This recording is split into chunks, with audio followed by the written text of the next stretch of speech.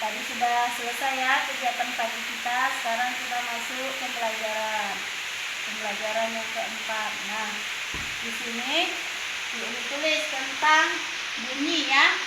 Udah kasih tahu ya semalam itu alat-alat musiknya. Ada yang kita pelajaran, kita kerjakan. Ya, musik itu bisa mengeluarkan suara. Itu ada yang disebut bunyi. Jadi bunyi itu apa? Ya, bunyi itu sesuatu yang menghasilkan suara yang bisa kita dengar. Nah, setiap yang kayak bunyi itu begini, itu disebut sumber bunyi. Jadi sumber bunyi itu apa? Sumber bunyi adalah bunyi yang dihasilkan oleh benda yang bergetar. Setiap benda yang bergetar pasti menghasilkan bunyi. Makanya lah dia disebut sumber bunyi. Nah, pernah juga kita tanya kan, kok bisa ya kedengaran bunyi ambulan sampai di telinga kita, kayak di sekolah ketika bel, padahal belnya jauh, kok bisa ya sampai ke kuping kita? Nah, itu semua terjadi karena bunyi itu memiliki sifat ya, banyak sifatnya. Ini dia salah satunya ya. Bunyi merupakan gelombang longitudinal. Apa itu longitudinal? Dipancarkan. Karena dipancarkanlah, makanya dia bisa nyampai ke telinga kita. Nah, setiap getarannya itu memiliki frekuensi. Nah, apa itu frekuensi? Frekuensi itu banyaknya getaran dalam 1 detik. Jadi gelombangnya ya. Ketika bunyi itu bunyi tit, nah frekuensinya berapa? Gelombangnya berapa? Itulah dia, makanya dibilang frekuensi getaran. Nah, dari frekuensi tersebut ya, ada jenis-jenisnya. Ada yang bisa kita dengar, ada yang tidak bisa kita dengar. Makanya dia dibagi 3. Yang pertama adalah infrasonik. Apa itu? Bunyi yang frekuensinya kurang dari 20 Hz. Berarti di bawah. Kita nggak bisa dengar. Bunyi yang halus-halus itu berarti kecil kali suaranya, tidak bisa kita dengar. Jadi yang bisa dengar siapa, Umi? Yang bisa mendengar adalah hewan. Yaitu hewan apa? Jangkrik, anjing, dan gajah. Makanya pernah nggak dengar anjing mengaum di malam hari? Ketika malam hari sunyi-sunyinya nggak ada suara, anjing malah mengaum. Pernah kan? Nah, itu karena dia mendengar suatu suara yang kecil frekuensinya dan hanya dia yang bisa mendengar, sementara kita tidak bisa mendengar. Itu dia ya, bunyi infrasonik. Jenis yang kedua bunyinya audiosonik. Ingat ya, kalau infra tadi kurang, kalau audio diantaranya ya, bunyi yang frekuensinya 20 sampai 20.000 Hz itu batasnya ya. Kalau di bawah infra, kalau di atas antara 20 sampai 20.000 namanya audiosonik. Nah, ini yang dengar siapa? Inilah suara yang bisa kita dengar. Makanya kayak tadi bunyi ambulan bisa kedengaran. Itu berarti batas frekuensinya antara ini. Ya, 20 sampai 20 Hz. Makanya bisa kedengaran ke telinga kita gitu. Hanya manusia lah yang bisa mendengar. Nah, jadi kalau lebih dari 20 Hz, bisa nggak kita dengar? Tidak bisa. Makanya dia dibilang ultrasonik. Frekuensinya lebih 20.000 Hz. Kalau kita mendengar suara ini, telinga kita akan pecah, meledak. Jadi Allah menciptakan telinga ada kapasitasnya untuk mendengar. Nah, gitu juga kalian kalau mendengarkan musik nggak bisa kuat-kuat. Kayak keyboard, bisa lah kuat-kuat kan. Tapi ketika frekuensinya di antara ini masih bisa kita dengar. Tapi ketika lebih, yakinlah pasti kuping kita akan pecah. Makanya ada orang bisa tuli, kupingnya berdarah.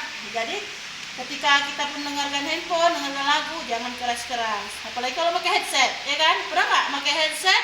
Itu suaranya kan langsung ke telinga. Gimana rasanya kalau kuat kali? Nggak budek kan, nggak enak kan, nggak nyaman kan? Iya, karena memang ada batas frekuensi ya. Apa tadi frekuensi? Banyaknya getaran dalam satu detik.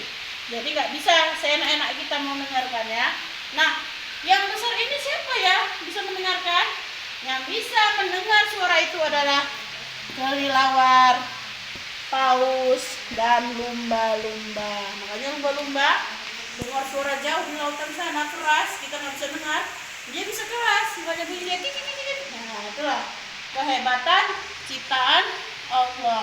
Ya, subhanallah. Ada hewan-hewan yang bisa mendengar suara kecil, ada hewan yang mendengar suara besar. Nah, manusia dikasih yang normal, bisa mendengar bunyi yang normal, ya, itu dia. Nah, selanjutnya itu sifat bunyi yang pertama. Sifat bunyi yang kedua, memerlukan medium merambat. Maksudnya medium ini apa? Tempat, sarana, ya. Sarana dia bisa merambat. Jadi bunyi ini bisa merambat. Kayak tadi juga kan? Bunyi ambulan. Liu liu liu. Sampai ke telinga kita. Itu kenapa terjadi? Karena dia bisa merambat. Masuk ke telinga kita melalui apa? Dia merambat, medianya apa? Mediumnya apa? Yaitu udara, yaitu gas. Jadi benda gas, ya.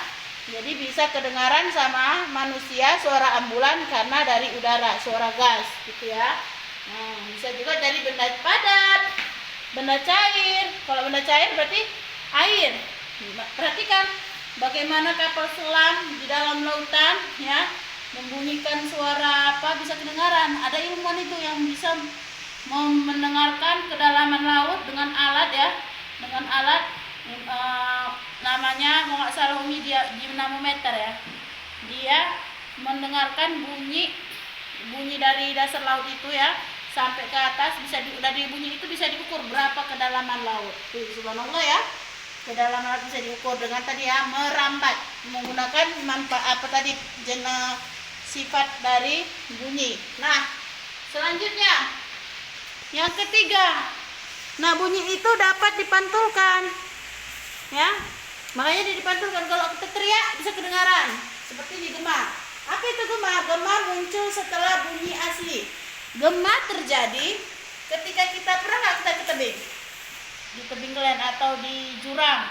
Kalau di jurang, di goa, apalagi di goa lebih ini lagi, ya, lebih terang lagi. Teriak, kalau teriak kita, mana bajuku, pasti gitu, mana bajuku. Jadi muncul setelah bunyi asli, lebih kuat dia. Itu namanya gema, ya, gema. Inilah yang sering dimanfaatkan manusia tadi untuk mengukur kedalaman laut pakai gema itu tadi, pantulan. Jadi dari pantulan bunyi tersebut, jadi bisa mengukur kedalaman laut menggunakan perantara medium benda cair, ya. Nah, gaung apa? Gaung terdengar bersamaan dengan bunyi asli sehingga tidak jelas. Jadi pantulan, ya, bunyi pantulan itu bisa disebut dengan gema. Kalau gema udah tahu, ya, di gedung apa, di tebing, di gua kedengaran itu. Nah, kalau ini gaung ini di ruangan kosong seperti di sekolah. Belum berarti kan kalau sekolah kosong